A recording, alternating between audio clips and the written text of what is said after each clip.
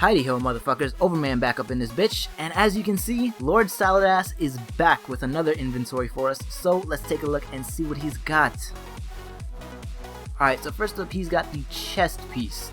Now, this is actually something I need for my hunter because the chest piece will not drop from Crota's End for some reason, so I'm definitely grinding for this one. And if you need it, go ahead and get it, because it's kind of difficult to make it drop in Crota's End. I find that boots and gauntlets drop pretty frequently, but it's always a pain in the ass to try and get these chest pieces. And I can say the same for the helmets. As you can see, he's got helmets as well. These are gonna take you up to level 32, just like the chest pieces. And of course, if you need them, go ahead and do Iron Banner and get them, because these will put you up to level 32. And bonus points, these don't need Radiant Shards or anything like that. These will just take Ascendant Shards. Those are a little bit easier to get, and I'm sure most people have a little bit more of those, unless you've just been doing a lot of Crota's End. But for me, I'm definitely grinding, and I'm getting these because I need these as well. Now the juicy stuff. First up, we've got Efrideet's Spear. Now, this one's coming in solar damage. It's got surplus, high caliber rounds, armor piercing rounds, and perfect balance in the middle tree, and Firefly. Now, Firefly is a great one for PvE, and it could be useful in PvP, like if you're sniping a control flag and there's like 3 guys there. Firefly can be very useful for that, but it's uber situational in PvP, and I normally don't go for Firefly on my sniper rifles in PvE. That being said though, it does come with armor piercing rounds, and that is great for cheese spots. Its usefulness has been diminished since the nerf to armor piercing rounds, but it can also still be kind of useful in PvP. Surplus is nice, but I never have too much trouble finding green animal packs. So I think if you do grind and you do get this one, I think you should probably re-roll this one. My recommendations for PvE would be whatever element you need, of course. Personally, I'm going for Void. In the middle tree, you definitely want Field Scout, and then for the bonus perks, you can go for something like Final Round to increase that damage even more. As you can see, this thing's got really nice impact,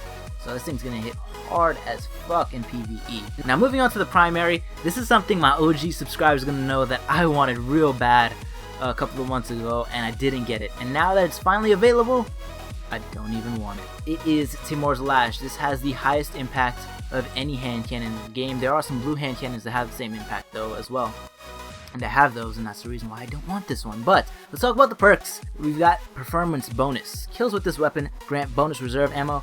This is pretty poopy, honestly. It'll be nice in PvE when it works, but for PvP this is garbage, and even for PvE I really wouldn't care for this perk too much. Now in the middle tree, you've got armor piercing rounds. It's not very useful on a hand cannon, won't shoot through walls. Single point sling, meh.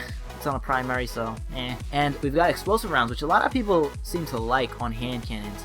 And as long as you don't have any type of perk that relies on precision kills like Outlaw, this is a very nice perk to have in PvE, because you can hit multiple thralls with this and it'll do some area of effect damage for you. And for the same reason, it's pretty damn good in PvP as well. You can shoot this at the ground if a guy's around the corner and it'll hit his foot and you'll still damage him. It's so dirty, but I like doing it.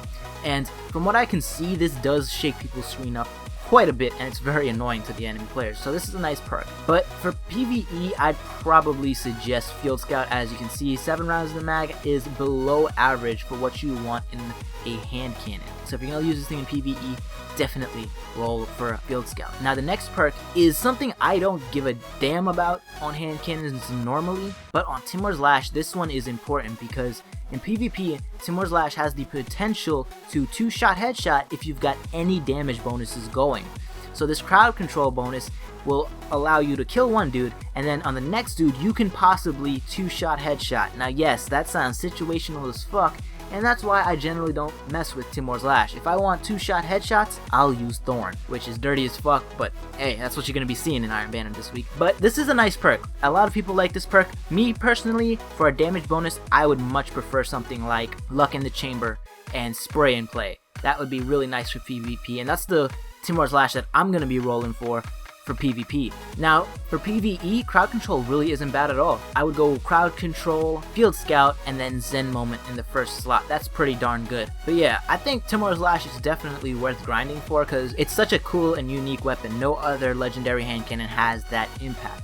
So I'm definitely going to be grinding for it, and I definitely need to hit the exclusion zone and get some glimmer because all of this shit is very, very expensive, guys.